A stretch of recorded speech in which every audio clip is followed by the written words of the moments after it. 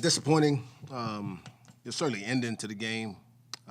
Frustrating that we didn't execute better offensively down the stretch because, for most of the game, our defense was so good. And, let me take a step back first. Southern Illinois is a good team, and I think they're going to win a lot of games. And so I want to give them credit for not, losing their composure when we built a double-digit lead in the second half. And even when we made a run there and our crowd got into it, just kind of keeping their composure and doing what they do. And at the end of the day, their two best players really, really led them in a way that gave them a chance. And, for us, it was a lot of, self-inflicted wounds, if you will. Not to take anything away from them, but they had nothing to do with us missing free throws, for instance, or even, our late turnovers there. So disappointing, but I'll tell you what I share with my team, this is a great opportunity, if used the right way, for us to grow. We're going to see teams more athletic, but certainly as physical and as tough as they were defensively. And, this can be an opportunity for us to get better and learn how to play through those, moments where late in the second half we got to execute a little bit better on the offensive end. How important is that early in the season to keep an eye on the big picture and not let them get too down about this? Yeah, I mean, we play a long season, and so, there's a lot out there for this team to still accomplish, and so a few things can happen though. They can start to point the finger, which you certainly hope that wouldn't happen this early. You would hope we start looking internally and try to figure out ways to help each other more. But certainly, there's an opportunity here for us to get better, and we got several games left for us to get better and learn, and this could be one of those moments that's a critical point for us moving forward. Were you happy with the shots you were getting? I think it was a couple Mooses in the post. Avery had like a contested layup. Were you happy with the shots that you were getting? Yeah, I mean, we got a couple mid-range jump shots from Avery and BT. Even the last one was a shot that I've seen him make thousands of times. A little frustrated we didn't execute the play to throw Caleb the ball there. I thought John might have took him one dribble too deep and lost kind of his vision and his angle to throw the ball in there on that last turnover. But I don't think we took any bad shots. It was really more. I mean, we got an opportunity really to put real pressure on them if you make your free throws. I mean, that was a big point there. If you keep it as a 2-3 possession game instead of it dwindling down to one, and they got real confidence that they don't have to make that many plays.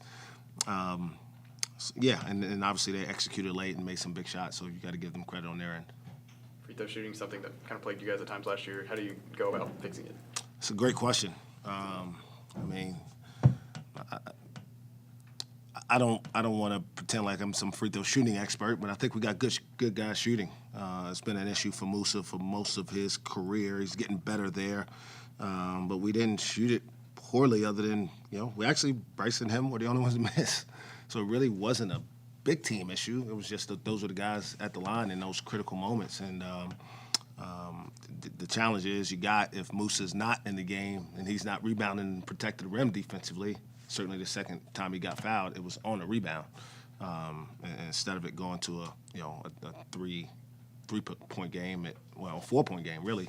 It stayed at a 2-point game there because he missed both. So just got to keep working at it. Keep telling them that I've seen them make them in practice. We shoot them every day, and they got to ultimately have confidence that they can step up there and make them when they count. In the past, you've credited Avery's ability to kind of not care, not that sounds weird, but not care with the last shot. You go with Bryce this time. Kind of what led to that decision to go with Bryce? It wasn't necessarily a play design. We were just trying to get down the court and execute something pretty quick. He got the rebound and went. And as far as I can remember, the clock is running down and the broken floor. You got to play ball in the hands of a really good player. You just kind of let him make a decision in that situation. So it wasn't really a designed play in that situation because it was pretty sure it was off a missed free throw on the last one. He got the rebound. So you don't necessarily have a whole lot of time to set up because you're down and you got to go. I thought the shot he took was one that I got confidence in him making. I don't know if you consider this a lesson learned in terms of making sure the team doesn't get complacent whenever they enter Big 12 play, because none of those teams are going to give up on anybody in the second half, right? Yeah. I mean, we got enough guys in our locker room who've been through this, who've lived through this. Very similar to our game at home against Oakland, second game of the year last year. We built the lead and, actually, for the most part, outplayed the other team. We just didn't make enough plays late to finish. And it's a process to learn how to win. And these guys have to learn how to win together. I was disappointed. I didn't think we stuck together and executed as well as a unit late in the game. And that's something that's on me to get corrected. It's similar. You mentioned the Oakland game last year. This happened multiple times last year. How do you maybe avoid letting that happen more and more like it did the times last year? I mean, again, I really believe this, and I don't want to take any. If we make our free throws, I think it's a different deal. I really believe that, because again, it goes to multiple possessions that they got to do, and we were playing pretty good defense, and so I don't think it's the same. It's a similar situation, but I feel like this team is much more equipped to handle it moving forward, and tonight maybe a lesson for the guys who weren't here that hey, we got to tighten up.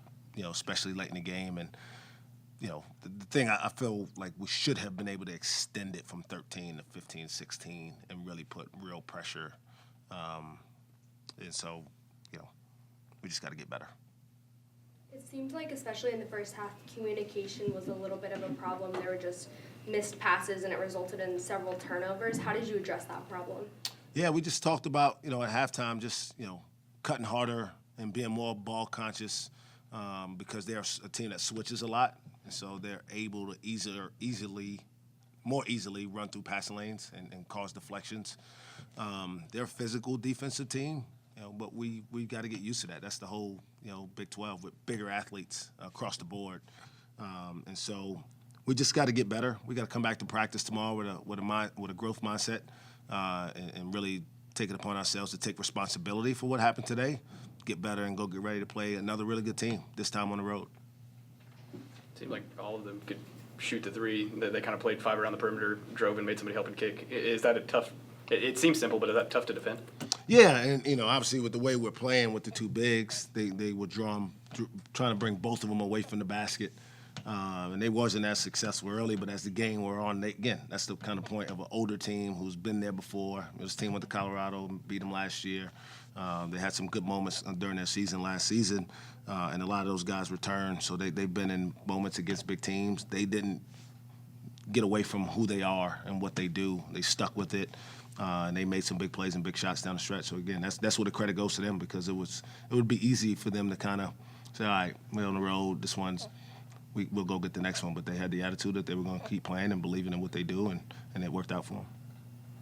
Lance Jones kind of got going for them late. Were you pleased with how y'all defended him late? Or? Not really. He's a good player, but I thought we gave him too many angles to really drive down the lane, which forced help, which gave him opportunities to kick out on the backside, and that's where a lot of the threes came from. A big part of our game plan was, to contain the ball, stay in front of them, wall up, and then, make them score over top of us rather than with us in rotation. But they did a good job of, not falling into that. They stuck with it. He got more aggressive as the game went along, and he made some big plays, getting in the lane and getting some great shots for his team. Is this what you expect from Musa? Essentially a walking double-double, 11 and 15 tonight. Is this kind of what you expect from him, free throws aside? Yeah, I mean, I try not to predict numbers. The other team's going to have a game plan. He only had 5 rebounds the other day, but we offset that with, I think it was 23 between, 3 other starters and Caleb, Bryce, and Avery. But tonight he was very, very aggressive and assertive. And the free throw thing, it'll get there for him. I thought he was very effective. He played a very good game, and the free throws are something we just have to continue to build his confidence in. But I think he's the type of player that could be a consistent, threat in there.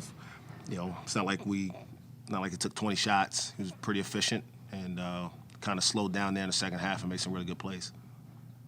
Did Caleb need to be more aggressive tonight, or were they doing something to kind of slow him down? I mean, they were just really physical, and just playing underneath him. But it was part of the game plan was to try to play through him. I thought he would have a big advantage, especially as a 4 against a team that already is small at the 5. But he couldn't get great angles, and he was kind of getting off balance. And it's something we just got to keep working at with him. Anything else for Coach? Thank you. Thanks a lot, guys.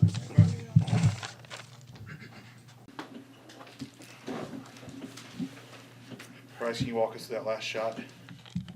So I got the rebound, brought it down, and we had a play where I was gonna come off the screen, and they switched it, and from there I was just trying to make a play. I feel like I got a good shot, just left it a little short.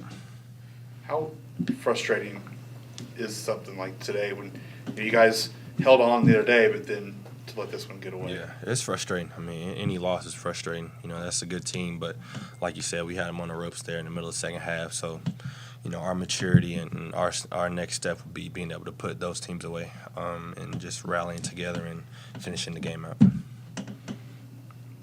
I think you guys shot 50% from the foul line as a team. Just kind of what went into that, and how does that kind of happen? Free throw line? We got to do better, especially me. I feel like if y'all would have made those 2 last shots, it would have been a big difference. So I feel like we got a long season ahead of us, and I can get in the gym and keep working on my free throws, and then everybody can get in the gym and work on the free throw. We're going to do better. We could have done better, to be honest.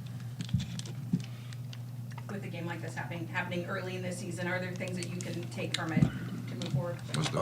Yeah, definitely. We just got to learn to put teams away. Teams are always trying to win, and they don't give up. So I think that's something we can learn. I think I'm not saying we're glad it happened early, but I think we could use it as a positive and, use it better going forward and learn from it. Yeah. What was Mike's message in the locker room? You said what? What was Mike Boynton's message in the locker room? He was positive. He told us this is our second game, so we're gonna learn from the game, and we can just get comfortable in the game.